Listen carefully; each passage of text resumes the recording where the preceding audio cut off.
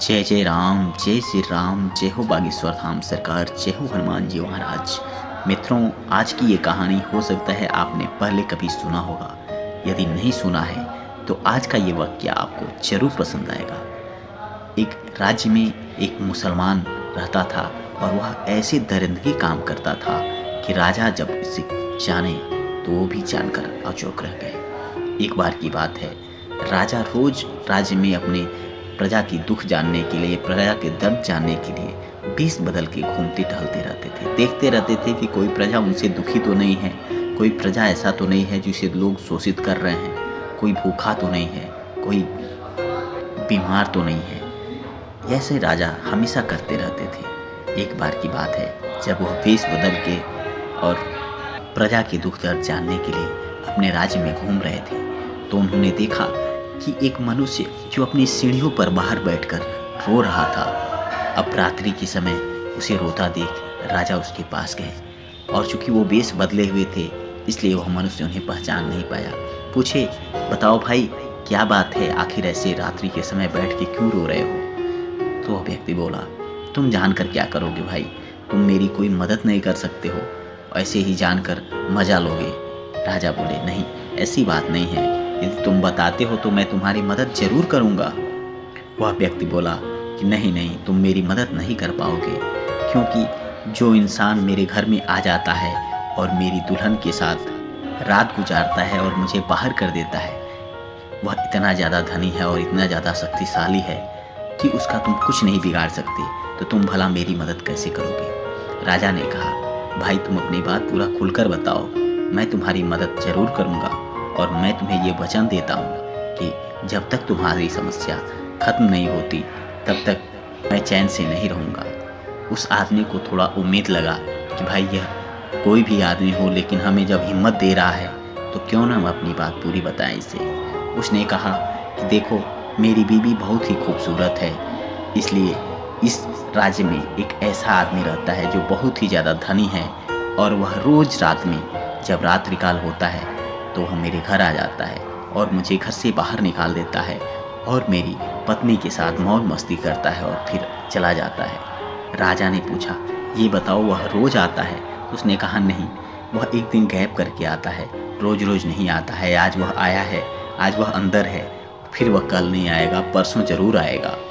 राजा ने कहा, ठीक है, यदि ऐसी बात है तो तुम अपनी पत्नी से कहना कि जब वह व्यक्ति आए तो वह उससे कहे कि हम लोग मौज मस्ती जो भी करते हैं ये सारी बातें मेरे पति को पता ही है, इसलिए क्यों ना हम लोग जो लाइट जलता रहता है, जो दीपक जलता रहता है, उसे बुझा दें, फिर मौज मस्ती किया जाए। और उससे ये भी कहना कि बहुत ही अच्छा सा भोजन मेरे तैयार करके रखे, क्योंकि उस दिन मैं तुम्हारी समस्या का समाधान कर दूंगा।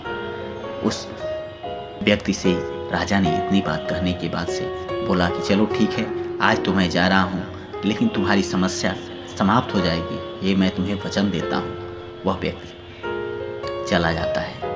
अगले दिन जब वह पत्नी उसकी आती है तो ये सारी बातें अपनी पत्नी से कहता है और कहता है कि कल जब वह आएगा तो तुम उससे कहना कि क्यों ना हम लोग बत्ती जो है, जो भी दीपक है, उसको बुझा दें और फिर आराम से मौज मस्ती करें। और उसने हमें कहा है कि भोजन तैयार करके रखना, क्योंकि हो सकता है यदि उसकी बात सही हो तो हमारी समस्या समाप्त हो जाएगी। उसकी पत्नी तैयार हो गई और अगले दिन जब वह व्यक्ति उसके घर आया तो वह उससे कहने लगी, बहलाने फुसलाने लगी कि देखिए, जो भी हम लोग करते हैं वो हमारे पति को पता ही है, तो क्यों हम लोग छुप छुप करते हैं, क्यों ना हम लोग खूब मौज मस्ती करें, खूब आराम से ज़िंदगी का मज़ा लिया जाए। वह जो व्यक्ति, जो मुसलमान था, जो उसके घर आता था, वह उस पत्नी की बातों में आ गया और कहा, जब तुम कहती हो, तुम्हारी मर्जी है, तो ठीक है, मैं बत्ती बुझा देता हूँ। जैसे वह बत्ती बुझा दिया, राजा अपना वेश बदल के उस व्यक्ति के घर में पहले से ही दाखिल हो गया था। इन लोगों को कानों कान खबर तक नहीं था कि उस व्यक्ति के घर में राजा साहब दाखिल हो गए हैं। और जैसे ही उस व्यक्ति ने बत्ती बुझा दी थी, उसके बाद से कमरे में खिखारने की आवाज़ आती है और बोलने की आवाज़ आती है। वह व्यक्ति जो मुसलमान था, उसके घर में जो आ जाता था रोज़, वह सोचा कि आज इसका पति घर में आ गया है वह बोला कि तुम यहाँ क्या कर रहे हो, चले जाओ। राजा साहब इसलिए खंखारे थे, इसलिए आवाज़ दिए थे कि उन्हें कन्फर्म हो जाए कि वह व्यक्ति कौन है और किधर है। जैसे ही उन्हें पता चल गया कि वह व्यक्ति इधर ही है, उन्होंने उसके बाल पकड़ लिया और उसे खींचकर बिस्तर से उतार दिए और देखते ही देखते अपने तलवार से सर धड़ उसका कल कर दिए। जैसे ही यह घटना उस कमरे में होती है, वह औरत अचौक रह जाती है, आखिर यह व्यक्ति कौन आ गया। और तब राजा साहब कहते हैं कि लाइट जला दो और अपने पति को बुला लो। वह औरत लाइट जला देती है और अपने पति को बुलाती है।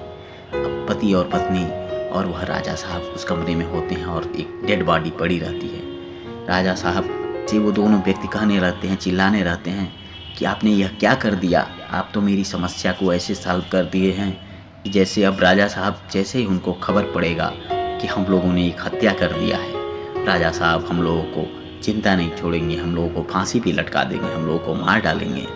उन सबों को नहीं पता था कि वो वेश बदल के जो व्यक्ति उनके घर में आया था वही राजा साहब थे।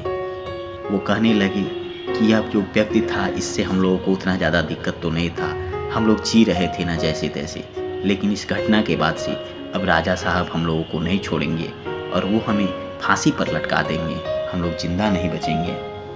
इतना बात सुनने के बाद से वो राजा साहब अपने चेहरे से वो नकाब हटाते हैं और कहते हैं तुम्हें जिसका डर है वो राजा मैं ही हूँ। वो दोनों पति पत्नी राजा साहब के पैरों पर गिर पड़े और पूछे कि ये बताइए, जब आपको पता ही था कि आप इस राज्य के राजा हैं तो आप किसी को मार सकते हैं, किसी की हत्या कर सकते हैं, आपने बत्ती बुझाने के लिए क्यों कहा।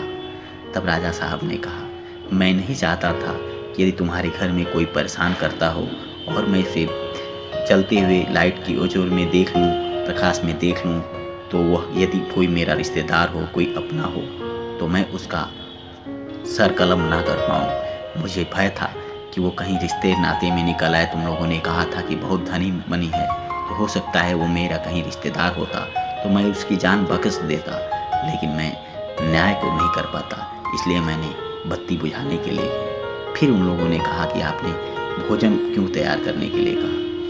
उस राजा साहब ने कहा मैं प्रण ले लिया था जिस दिन तुमने अपनी घटना बताई कि जब तक मैं उसका सर धड़ से अलग नहीं कर देता मैं खाना नहीं खाऊंगा। उस दिन से आज तक मैं खाना नहीं खाया हूँ। अब तुम्हारी समस्या सॉल्व हो गई है, अब मैं तुम लोगों से भोजन इसलिए बनवाया था कि मैं उसके बाद से भोजन कर सकूं और अपनी भूख मिटा पाऊँ। राजा साहब उसके बाद से भोजन करते हैं, फिर अपने घर को चले जाते हैं। इस प्रकार से इतने प्रतापी और महान राजा हुआ करते थे जो न्याय के तराजू को कभी अपने रिश्ते नाते यार दोस्त के बीच में नहीं लाते थे और वे न्याय करते थे, अपनी जनता का दुख दर्द जानते थे और उसकी समस्या को दूर करते थे। मित्रों, आज की कहानी कैसी लगी हमें कमेंट बॉक्स में ज़रूर बताएं। आपसे फिर मिलेंगे एक नई कहानी के साथ। इसके साथ आप सभी को बहुत बहुत धन्यवाद।